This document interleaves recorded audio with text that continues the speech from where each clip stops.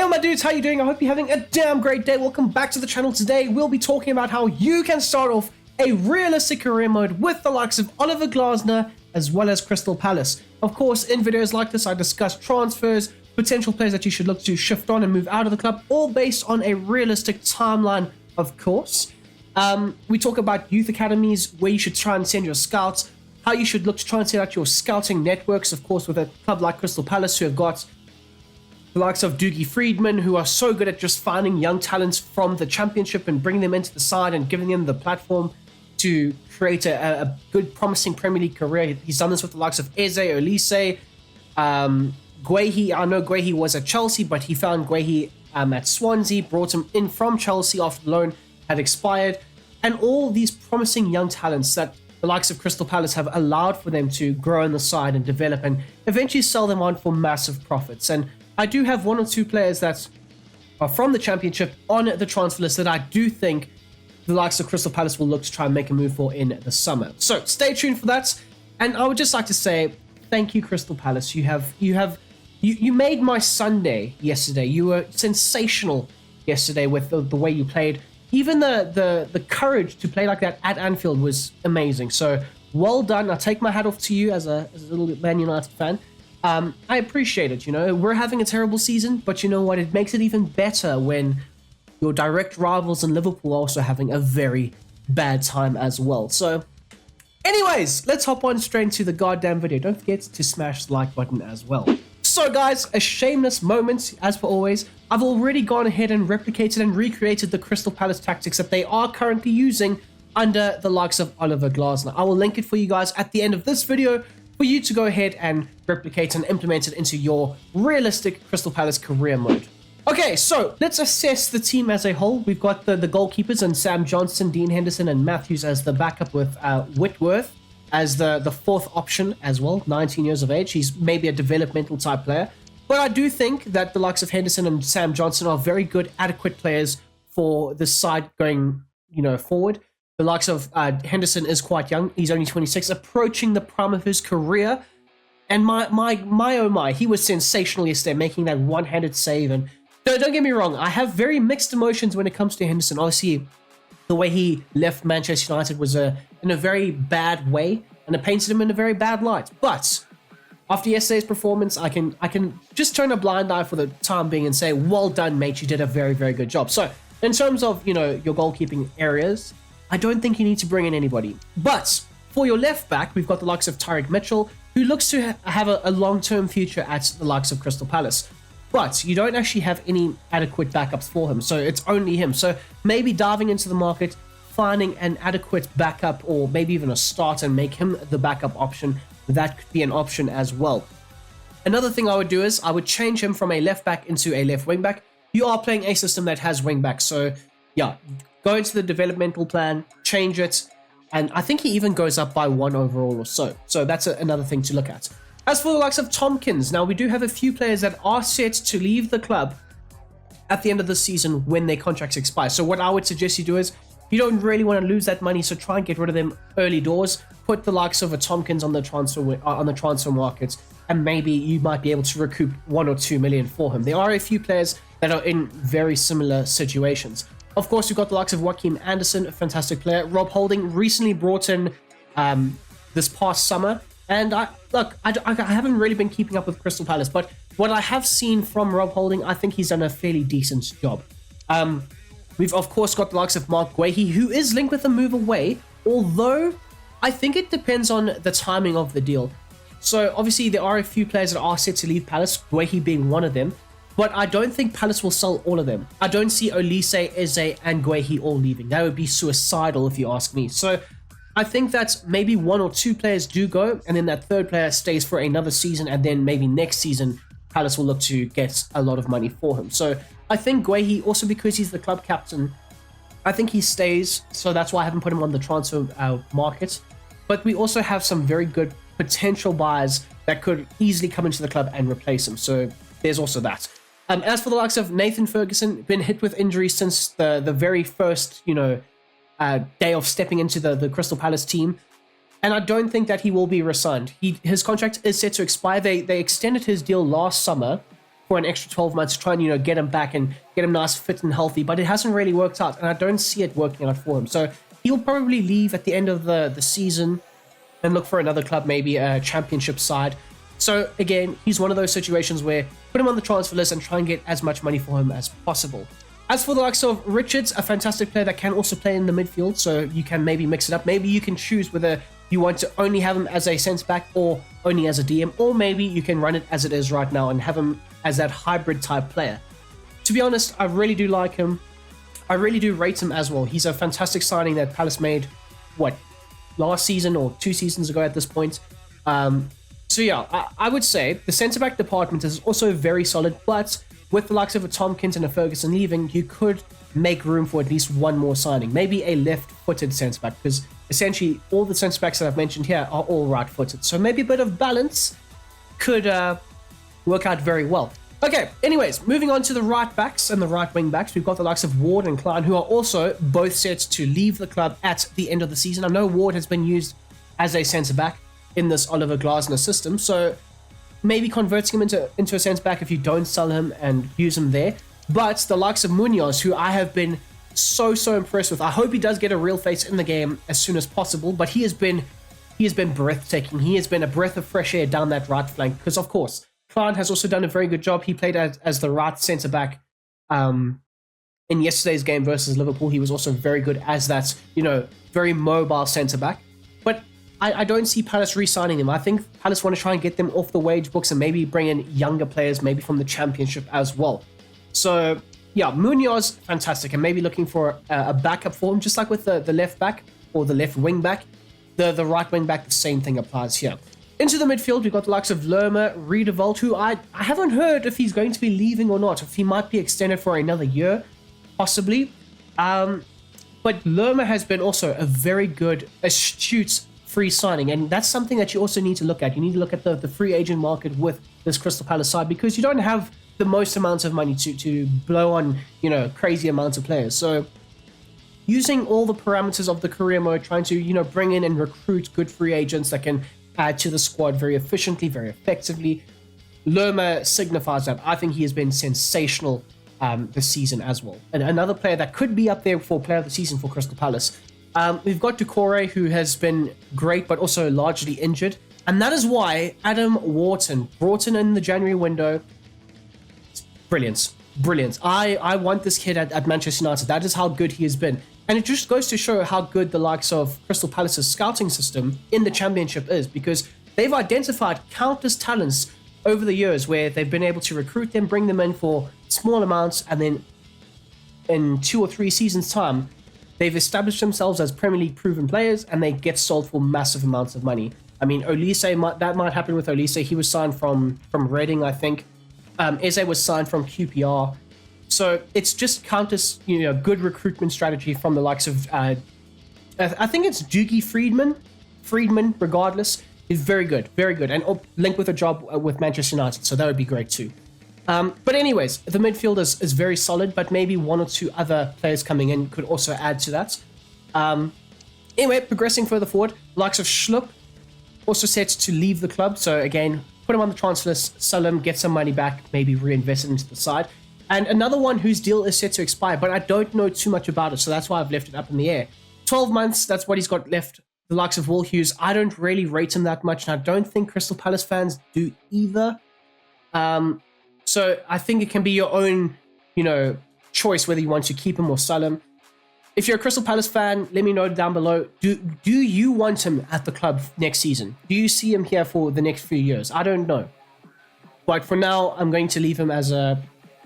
I don't know. As for Amada, I think that's how you pronounce his name, I would convert him into an attacking midfielder. And that is because in the 5-2-2-1 system, you play with 2 attacking midfielders. You very rarely play with wingers. And he could fit that right-hand side very, very well. I know he has also had a very mixed start to his actual career at Palace, where he's played a good game, he's had a bad game, he's not played very well. But of course, he is young. He's 21. So he can be a very good developmental type player to try and, build up his career with the likes of Crystal Palace. And then we've got your big hitters here in the likes of Ibereche Eze.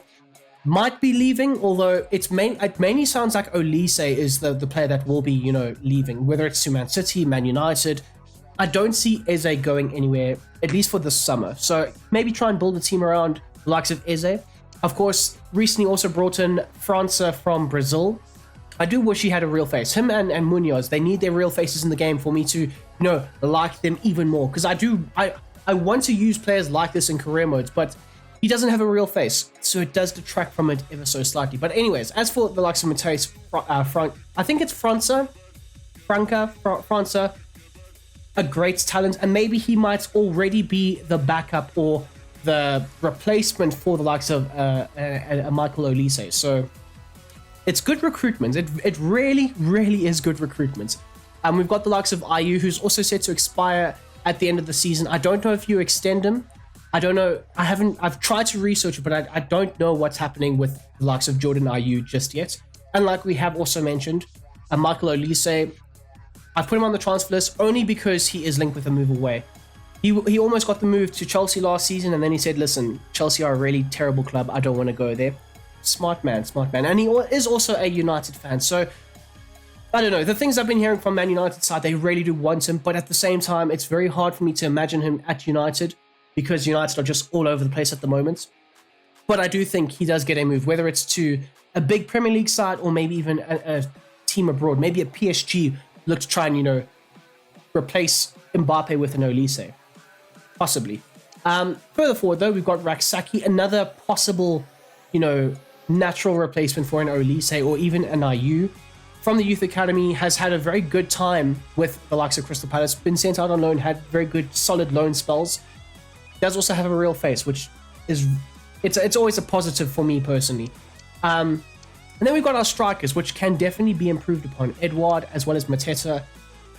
They aren't the highest rated players, although they do a very good job when relied upon. So, I mean, Mateta in the Liverpool game, his hold-up play, his ability to pin the opposition's, centre-backs, elite, absolutely elite. So they are two very hard-working, very different strikers. I mean, Edouard is more of the striker to run in behind, whereas Mateta is more of the hold-up striker, back to goal, physical number 9. So maybe recruiting a player that's got both of their more natural abilities, which I've got on the shortlist, maybe that could be the option going forward. Okay, guys, so before we have a look at the actual shortlist, I've gone ahead and made a few instructions that you can give to your scouts in order for them to try and find you some good talent as well. So for the first one, 16 to 25 years of age, the contract length doesn't matter too much, but they do need to be a world-class prospect, looking to try and sweep up that young talent early doors for low fees, and like I say, have them establish themselves at a Premier League club like Crystal Palace and then sell them on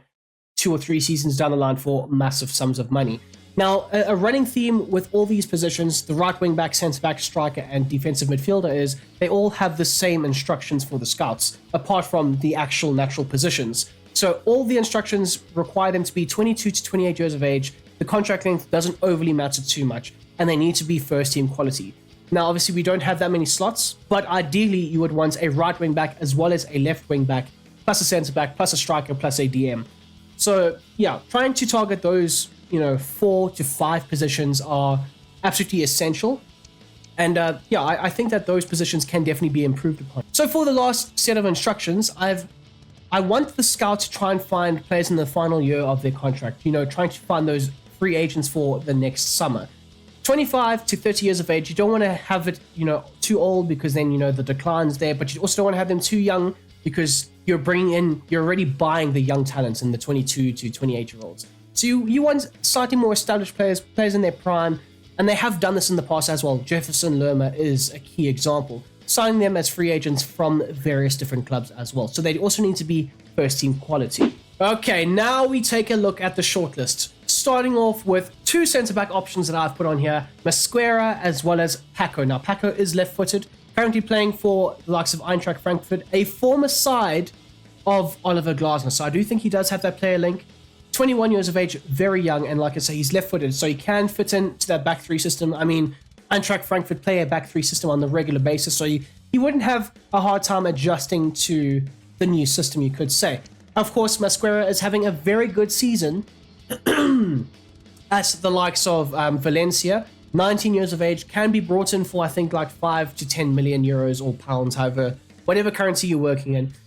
Again, a very good season, could come in and naturally maybe even replace the likes of a Mark Wahey. The only issue I do have is he doesn't have a real face, which slight bug, but in terms of a realistic move, both players have been linked with a move to Crystal Palace in the summer.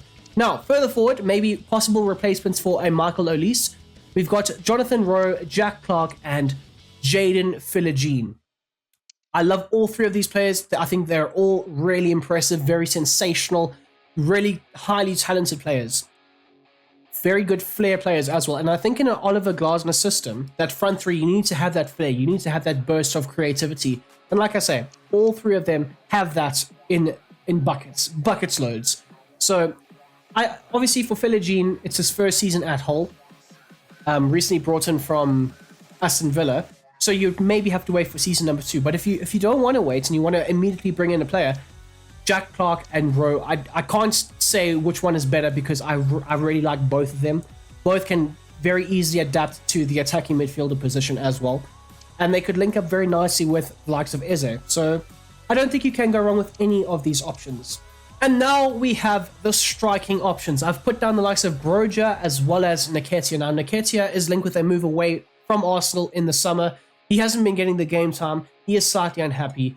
And I don't think he's at the level of an Arsenal, but maybe he goes to a Crystal Palace and he rediscovers his form and he erupts into a fantastic Premier League level striker. So that could be an option, especially with a team like Palace who are looking to have a very multi-functional type striker, a player that can play, on the shoulder of the backline, or maybe even a player that can use his physicality. Now, Amanda Broja does have this also in bucket loads. He's 6'3", he's pacey, can also run in behind, back into the opposition. So I don't think you could go wrong with either a Broja or a Nketiah, or maybe even going to get both of them.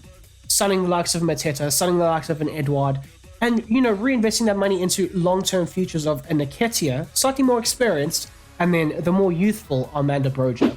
Okay, guys, so this will be slightly shorter because I only have one scout in play, but through all the research I did do, it turns out that Crystal Palace only rarely scouts in England, and maybe for the first season 2 or maybe even the first 3 seasons, that is the game plan for the youth. And then once you start developing and getting bigger, maybe working your way into Europe, maybe then you can start branching out your youth academy, maybe scouting in Sweden or South America. Of course, France recently brought in from South America. So it leads me to believe that in the near future, the likes of Crystal Palace will start bringing in a lot more talent from South America. So that could be an option for maybe a season 2 or season 3. But how to start it off with, I would only start scouting in England. Okay, so just rounding things off here, we'll talk about the budget. Of course, you start off with around £45 million, which is a lot of money, but often, especially with FC and FIFA and all that stuff, the money goes by very, very quickly. So you do have quite a few gaps in the side that you need to fill. The left and the right wing backs, you can either bring in solid backups or even better starters. You need to bring in 1 or 2 extra midfielders. You need to maybe replace your front line a little bit, especially if you do sell the likes of Olise, which if you do sell players like that, Aguehi and Olise and Eze, those players go from between 40 to around 70 million pounds. So you can also, hyperinflate your initial starting budget by just selling some of your best players. But then you kind of leave yourself slightly short. So be wise with it. Maybe sell 1 per season and then look to develop and progress and with the side that you do have. And of course, buying a player like a Paco, who is fantastic, it will be expensive. It's probably going to be your entire budget spent on 1 player. Now, you are more than welcome to do that, but more so in a realistic aspect and the realistic parameters that you're trying to create with this career mode. That's not really what the likes of Crystal Palace tend to do. They will, go and buy a Jack Clark from a Sunderland, for example, for around 10 to 15 million. Provide him the platform, develop him, and allow him to explode in the Premier League. That's what they would do. So try and divide up your budget as best as possible, making it spread across various different areas of your team. And there you have it, guys. That is how I would replicate a realistic career mode with the likes of Oliver Glasner and Crystal Palace. If you have enjoyed this video, please smash the like button down below. Do all that good stuff. Comment as well. I do try and keep up to date with majority of the comments that do fly in with the various videos. So I do appreciate all the interactions and all that good stuff. As always, until the next time, I hope you have a goddamn great day. I'm out.